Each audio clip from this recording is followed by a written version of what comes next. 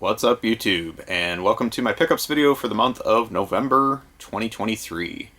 Not really a crazy month for me. It's going to be a pretty light video, but I had one thing that was definitely the highlight of my month for my collecting goals. Didn't do a whole lot of travel either. Work was kind of quiet as far as work travel, and then even just personal travel, I didn't go anywhere beyond the state lines, really. So kind of a light month for me as far as all that goes. But I did pick up a few things, so let's go ahead and get started. So the first one of these is one that I got over the last weekend when I just went on a short day trip slightly out of town. Visited a game store. It was actually having a great small business Saturday sale, but ultimately couldn't really find a whole lot that I was looking for there.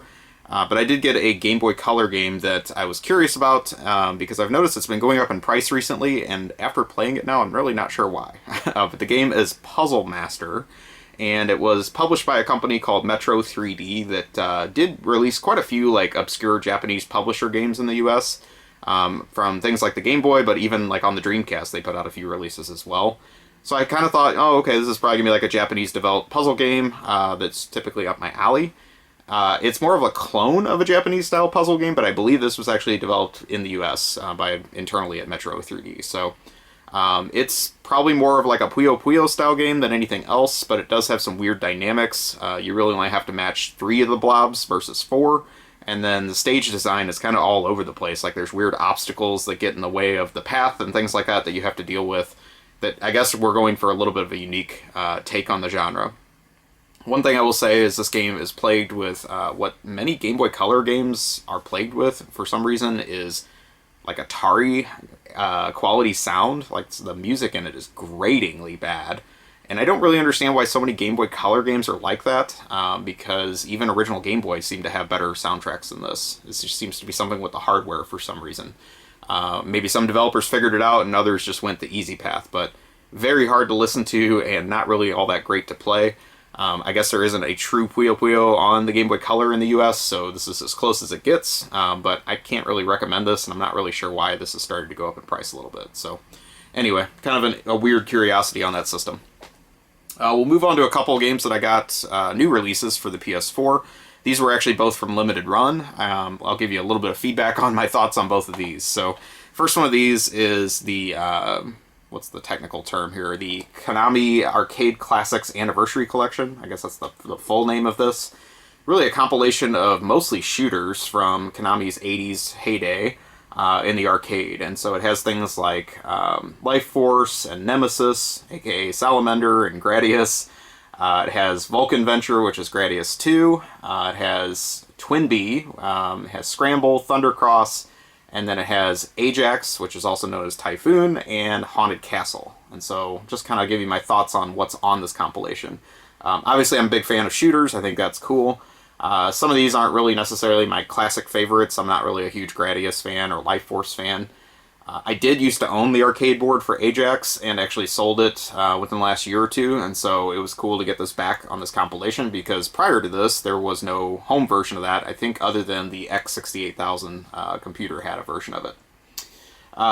Probably the highlight of the collection for me is Twin Bee. I've always liked the series, but I never had the arcade version of the original on any compilation until now, and so definitely enjoy playing that. Very similar to Stinger on the NES, if you've ever played that. I think that was intended to be the home version of it at the time. Thundercross is pretty interesting graphically, but ultimately not my favorite to play. I've heard better things about Thundercross 2, and so maybe we'll get that in a future compilation.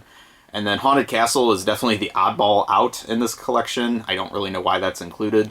It is obviously the semi-related Castlevania game for the arcade that is notoriously difficult and very clunky to control.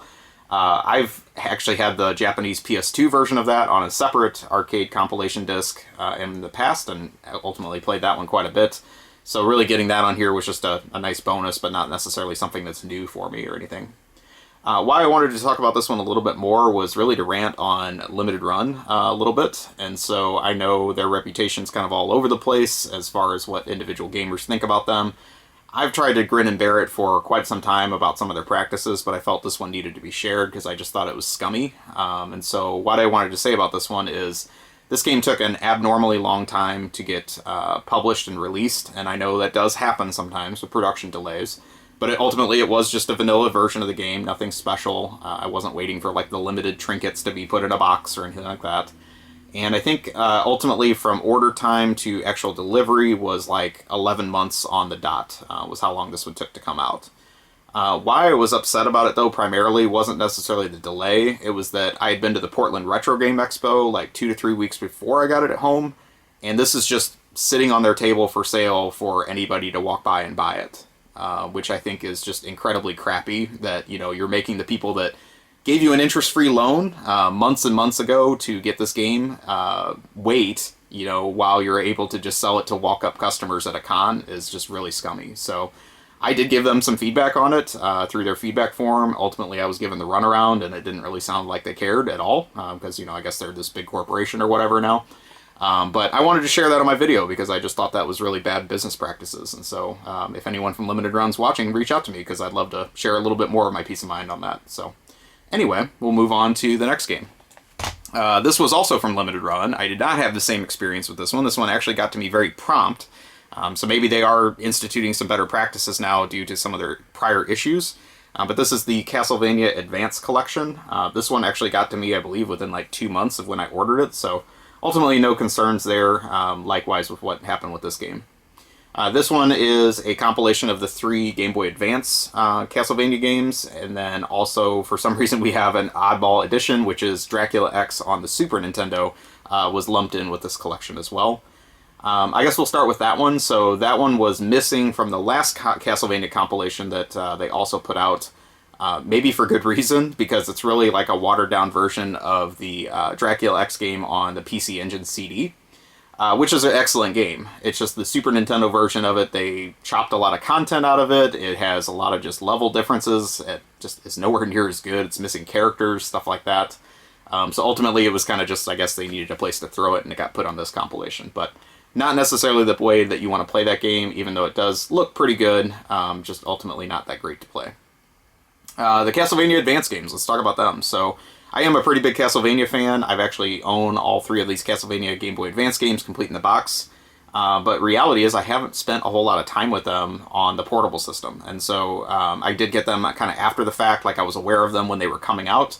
But I knew that because they really were the first Castlevania games after Symphony of the Night to adopt that Metroidvania style, that they really weren't necessarily my favorite Castlevania style of release. And so ultimately that still kind of holds true today. I gave them a little bit more of a chance and played them a little more thoroughly this month. Just to talk a little bit about each of them individually. First one, Circle of the Moon, it's solid, I guess. I mean, it's a little bit crude because it was a very early Game Boy Advance game.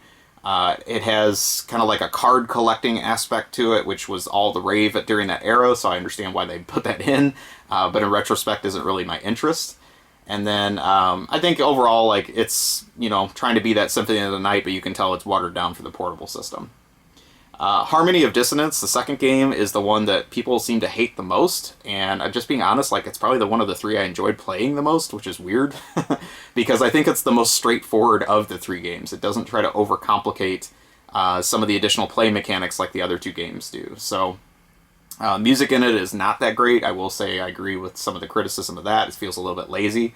And then stage design is not necessarily the most inspired thing, but it is pretty playable. I like the boss battles and things like that. So ultimately, spent a couple hours at least playing that one. Aria of Sorrow is the 3rd game in the series, and what many people consider their favorite. It's probably the most polished. It looks the coolest graphically. I'll definitely give it that. Music's a little bit better, but ultimately something about the stage design on this one just didn't grab me as much. Maybe I need to put a little more time into that one. So ultimately, if you like, you know, the Metroidvania style of Castlevania games, I think these are 3 respected releases. Ultimately, I'm just more of a traditionalist. I like just the classics, just standard front to back, you know, whip a few things and go from door to door without having to, like, do a lot of backtracking and exploration. So depending on your style of game, your mileage may vary. But nice compilation. I'm glad they put this out. It's got a good front end to it, just like most of these other Konami collections do. And has some cool extras in it, too, including, like, box art and things like that, too. I thought it was funny, like, it has box art for, like, multi-regions on all these games, like actual scanned copies of the original boxes and manuals. But one of the boxes they were missing was the Dracula X US box, which is kind of funny because it's a pretty rare title to find. So whoever even put the compilation together, I guess, couldn't even track one down just to be able to scan it in for the artwork. But all the other ones are in here, including the Japanese and Euro versions, and so you get a nice little view of all the different box art differences and things like that. But pretty good compilation overall, and like I said, happy that one came quickly. So, last thing on the month is, for me, by far the highlight. If you've been watching my videos for a while, you know I've been trying to collect a full US set of the Neo Geo Pocket Color collection, and even though the game quantity on that system is very small for the library, it has been a true journey in trying to track down all the final releases for this set.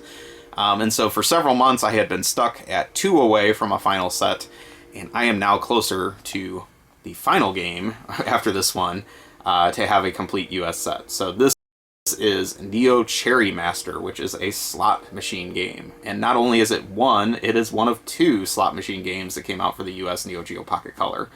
The sad thing is they actually use the same game engine with some very small graphical tweaks, so you're basically playing the same game twice. I already have the other one, so I'm very familiar with how it plays. Slot machine games aren't necessarily my thing, and then as a side bonus game you get to play like games of high-low with a few cards, but again, very minimal effort was made. I can see why the gambling games are like some of the more difficult ones to find. Like, clearly the audience for this was very limited on a system that already was struggling in the first place. Probably did much better in Japan, and I think there actually are more slot machine games that we didn't get here for the system, but very happy to get this one. The story I will share on this one, though, is I found this on eBay, and what was interesting is the seller had like a very thorough Neo Geo Pocket Color collection that they were selling off piecemeal. And so I think of the 32 games on the system, they had like 21 of them listed all at the same time. So I'm hoping that some other people that maybe are trying to track down the set made some headway on their collections as well, because it was a really impressive collection of stuff that was for sale. I actually was pleased with the price that I got this for during the auction. It wasn't a buy it now or anything like that. I had to do an auction on it. Actually came in a little bit less than I was expecting to spend, so I was very happy. The other thing, though, with that auction is, or with his auctions, is that he had the final game I also needed for my collection, and I was determined to bid very hard to get that one. And ultimately, somebody paid a really crazy price to get that game, so I did not win it, and I was devastated, because I thought I was going to be able to get both of them from the same seller and finish off my set. I will just leave a cliffhanger, though, that things got better in the end, so you'll just have to come back next month and see how things go. But for now, I am 1 game away from my Neo Geo Pocket Color collection, and once it is complete, I do plan to do a full video on that set, because it was very challenging, like I said, but rewarding ultimately to put together, and ultimately a very quality system to collect for. A lot of just great unheralded games, and ultimately not a whole lot of duds other than basically things like this. So that about does it for the month. Hopefully you enjoyed. Like I said, not a whole lot. I do have some travel coming up in December, so hopefully I'll have some more interesting things to come from my visits out in the field and wherever I may go. So hopefully you enjoyed. Please take a moment, like, comment, subscribe, let me know what you think, and I will talk to you soon. Have a great day or night, wherever you are.